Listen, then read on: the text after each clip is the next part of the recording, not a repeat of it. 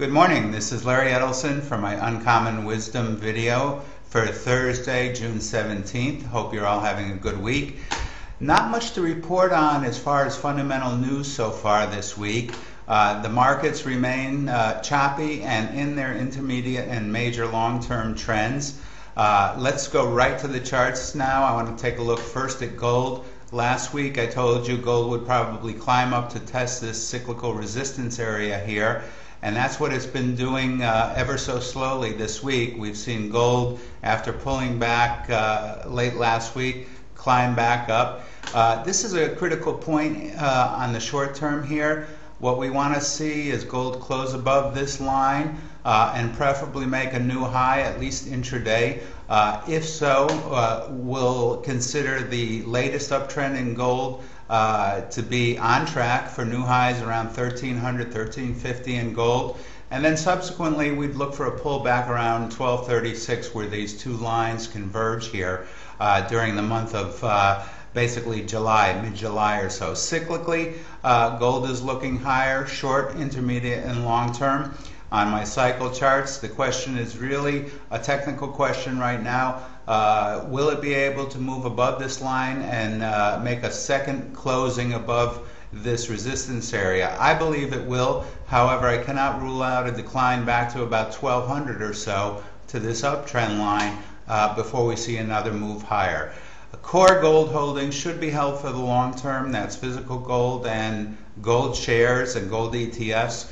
We are still in the midst of, or I should say, just the beginning phases of the sovereign debt crisis. It may seem like it's come to a little bit of a lull in here in the sense that the euro has rallied a little bit and there's no fresh news out.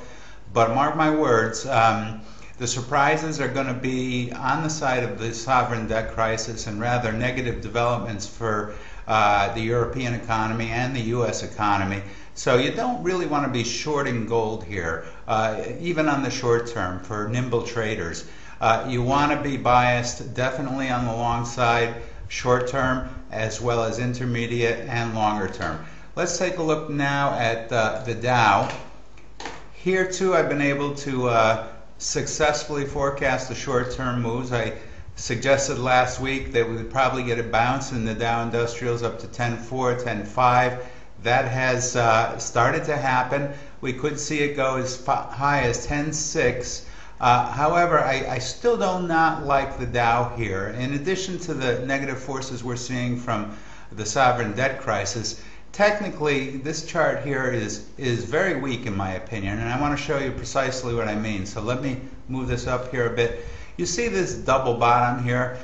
Many traders and investors would say, oh, there's awesome support down here. This is a double bottom. We're going back to new highs, etc., etc. No, double bottoms are a sign of weakness. It's only, and when you see double bottoms or conversely double tops, it's really a sign that the market is trying to push through that area and just needs a little bit more time to weaken down the wall in the sense of overhead resistance and the floor in the sense of underlying support. So I wouldn't be surprised to see the Dow go up to 10.6, 10.7 maybe, then turn back down, and on the third, maybe fourth attempt, if we get a little bounce in the support area, plunge right through to the basement. That's what I'm fully expecting to do. You should use this bounce to exit all broad market type stocks, with the exception of key natural resources, especially gold, and look even to hedge up the portfolio or speculate on the downside with put options or an inverse ETF on the Dow or the S&P 500. That's what I'm doing in some of my trading services. I'm shorting the market. I've even, in the latest issue of my Real Wealth Report, put on an inverse S&P 500 position for some protection and for some profits on the downside in the Dow. Let's take a look at the dollar index. Drag this over here for you. Again, quite as I suspected, the dollar looks like it is topped, short term at least, and is pulling back. We'll probably see it down to about 86 on the dollar index. where there's some good support, and then perhaps another rally. For the next couple of months, I suspect we'll see the dollar trade between a slight new high at around 90 on the dollar index and 86, 85 and a half on the bottom side of this range in this white area here.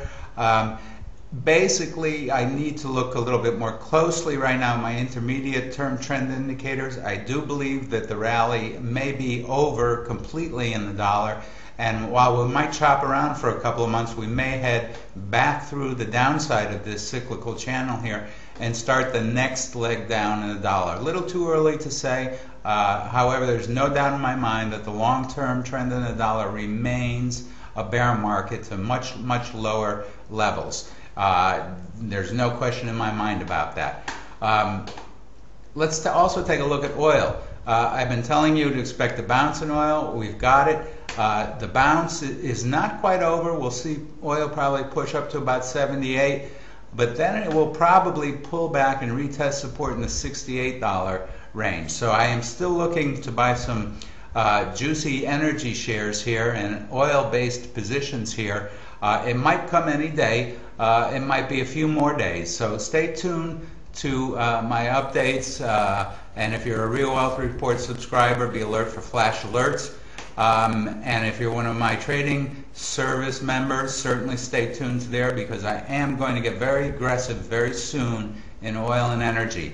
I want to be patient. I want to get the right positioning in this market. It should come on the next pullback. And I suspect we'll see a little bit higher in oil in the meantime, then get that pullback, and I will be pulling the trigger. You also, if you're not a member to my Real Wealth Report, certainly take a look at it. I suggest you join. The June issue is going to press tomorrow, that is Friday, and you won't want to miss it. In that issue, I cover some interesting developments recently in China. I cover gold in more extensive detail and the dollar. Pick up an issue, or certainly join along with my other members so that you can be on the same page as them as they profit and protect and grow their wealth in the months and years ahead. Till next week, this is Larry. Have a good weekend.